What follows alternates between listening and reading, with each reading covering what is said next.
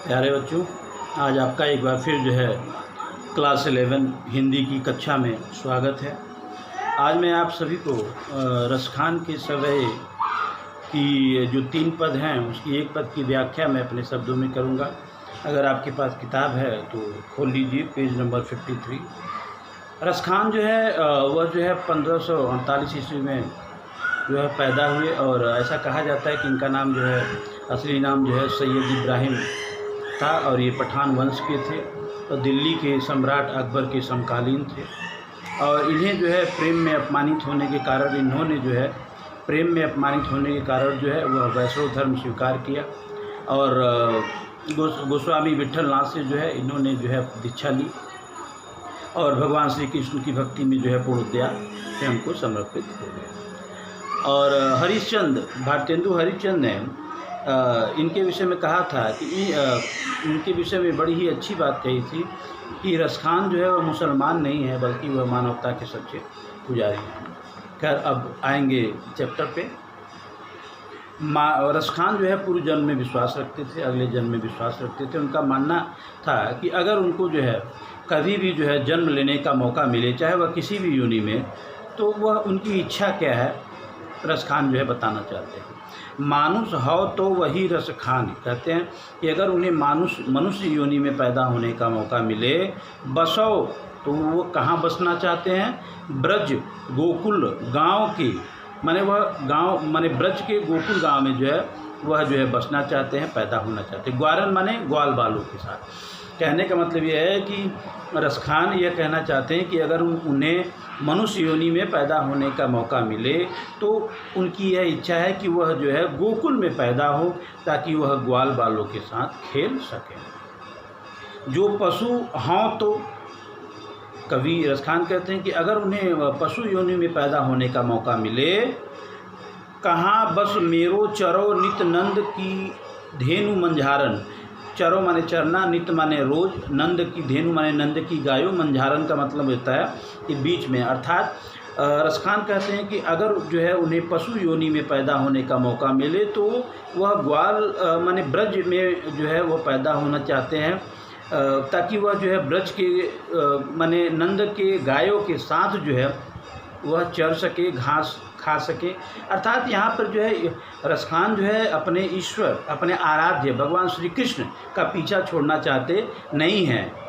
दोनों में अनन्यता है, दोनों में तारतम्यता है, दोनों में एक अटूट संबंध वह है। रसखान ऐसा चाहते हैं कि मैं अपने आराध्य के सदैव साथ रहूं। अगली पंक्ति है, पाहन हो तो, पाहन माने पहाड़।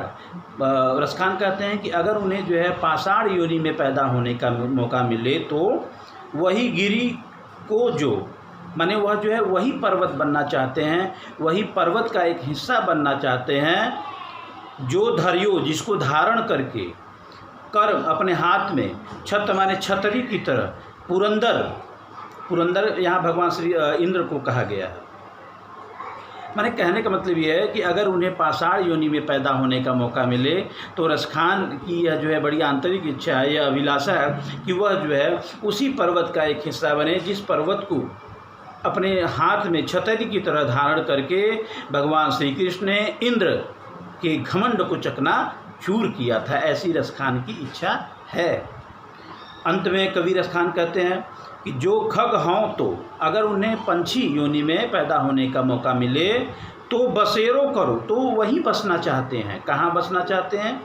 मिली कालिंदी, कालिंदी माने यमुना, कूल माने तट पर, कदम्ब की डारन, कदम्ब की डार पर। कहने का मतलब ये है, रसखान कहते हैं कि अगर उन्हें पंछी योनि में पैदा होने का मौका मिले तो वह वहीं कदम्ब की डाल पर, यमुना नदी के किनारे जो कदम्ब की डाल पर वह बैठ करके सुख को प्राप्त कर सके, वह ऐसे ही जन्म की चर्चा चाहते हैं।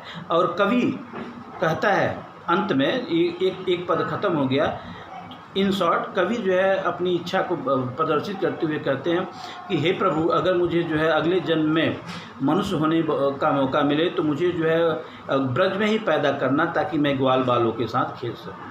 अगर मुझे पशु बनने का मौका मिले तो मुझे जो है ब्रज गांव में ही किसी गाय के रूप में पैदा कर देना, ताकि मैं नंद की गायों के साथ जो है विचरण कर सकूं, घास चर सकूं।